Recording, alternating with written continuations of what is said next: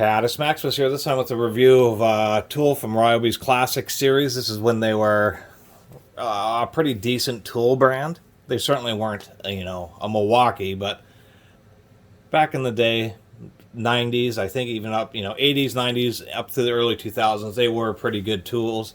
And then they basically sold out and became kind of second-rate tools, or cheaper than they used to be. As we can see on this one, assembled in USA, this is the DC500 detail carver. And it's like a little power chisel. It actually uses a 120 volt DC motor and then just a diode to make it run. So it's rated at 40 watts low, 20 watts high. And initially I thought, oh, it was like an old school Ryobi drum because that's exactly what it looks like. But this doesn't actually spin. Instead, this goes in and out. The easiest way to describe this is like a mini jackhammer.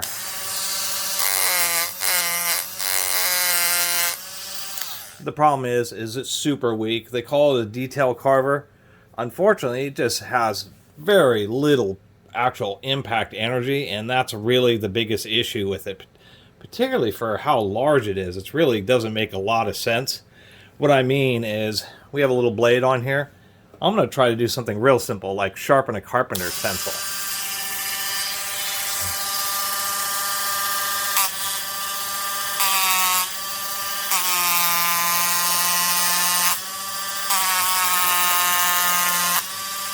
I mean,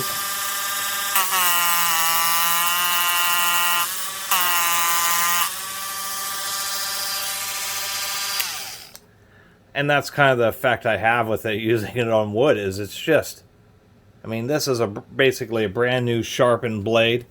I did get it with the various blades. We have 3 different widths. I have the medium width in there, a narrow, an extra wide, and then 2 different half moon blades. Looks like a 1/4 inch and then like a 3/8 inch. Anyway, I can see why I found this and why it was donated, is because it just isn't very good at all. It just has basically no power whatsoever, and it's super annoying. No matter how I really try to use this thing,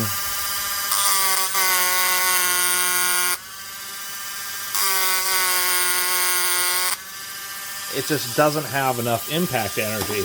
Basically, I figure the best use I'm going to get out of it is something like this.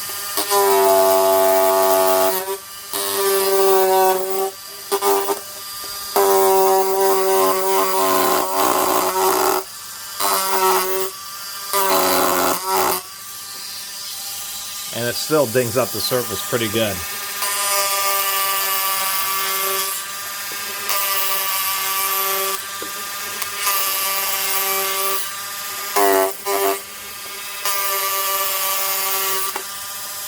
So that's the only time I'm going to end up ever really using it, is like real certain specific applications where I'm like trying to scrape a gasket and I just have a hard time getting access to it. That's about the only time it's going to be useful, is just, getting into a real tight area, maybe trying to get rid of some glue that's in a tight area, that type of situation. Because otherwise, that's all it's really good for, is scraping away stickers, because that's all it has the power to do. Which is a darn shame, because this is a classic Ryobi. It actually has a really nice, really flexible power cord. It actually came with an 8-foot power cord too, so nice and long. And as far as like the feel in the hand, it feels pretty decent. It just, once again, doesn't have enough impact energy. So anyway, you can just thumb tighten the little screw here, or the little nut. And once again, our little package of blades. Kind of happy it came with the blades, because they are specialty, because they have these kind of specialized tangs on them. But that's all it's good for, is a power scraper. But I figured we'd take a quick look inside. Has a little screw cap to hold the front end together. 6 screws along the side.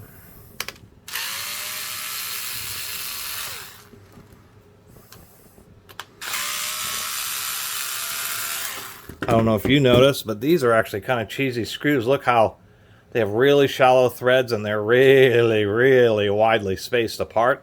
And the heads are actually really tiny considering the size of the bore. Although they are a number 2 Phillips, they just have super tiny heads, so those screws are actually kind of cheesy. Those will loosen up in a tool that vibrates as much as this one does.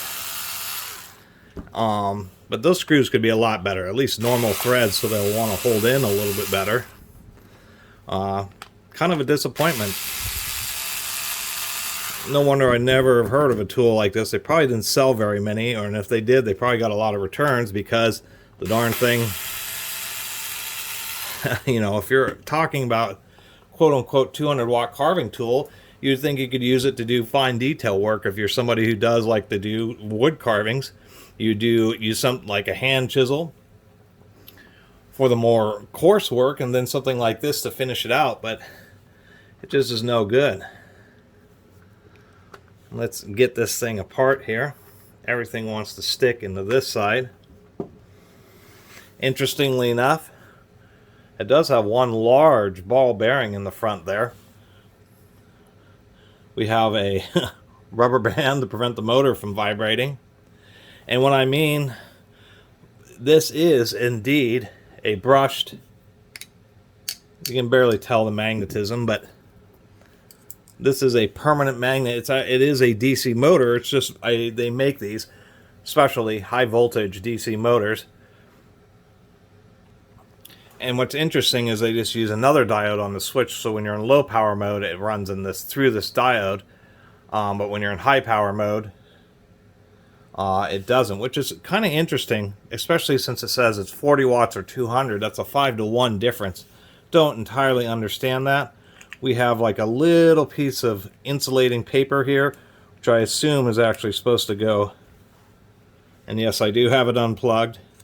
I assume it's supposed to be more like this and has slid back, so we'll put that back in there kind of properly. I assume it's supposed to be more like this, just to prevent those contacts from coming together. Strain relief is pretty flexible, but it is integrated, which makes it difficult to replace. But what's interesting is they still use a standard cord pin, so you could kind of like do a heat shrink style strain relief. Some of these parts popped apart in the front, so here's how the collet works. It does have like a little felt seal, and so what ends up happening is this is just rotating. Whoop, don't want that to pop out. That was a hassle. And what we have is a cam there, so what it's doing is this is just rotating really fast. If we look, you can just see that there is a ball bearing right at the press into the end of the shaft, and this is just running so fast is why it makes the vibrating sound. If you pressed really hard, you could actually prevent this from actually vibrating and staying against that. But I tried that and I just had no additional luck. I had to press really hard, and it just made it so it barely worked at all. So it's kind of an interesting design where they just have just an eccentric plate there. They're using the ball bearing to take all the load and the forces, so they're not being driven right back into the motor, because this motor only has sleeve bearings, and to try to increase the efficiency of the power delivery there. But just a simple tool, and unfortunately it just really is only good as a detail scraper, power scraper. So that'll end my little video of the Ryobi detail carver. It just does nothing when you try to hold it so tight that it stays in contact. Super annoying. Kind of had high hopes. Instead, what it is it will be used every once in a while when I have some situation where I need to do some scraping in a real tight and precise area, that for some reason it's just easier to use something like this as opposed to just doing it by hand. Like a situation where you can only use one hand and you can't really get a good angle, so you can use the power of this to kind of help out with it. Anyway, that's all I have, for this kind of oddball and relatively rare classic Ryobi tool, the DC500 detail carver. Anyway, I really appreciate everybody who's been watching and subscribing, and if you haven't subscribed, please do. Till next time, Catus Maximus out.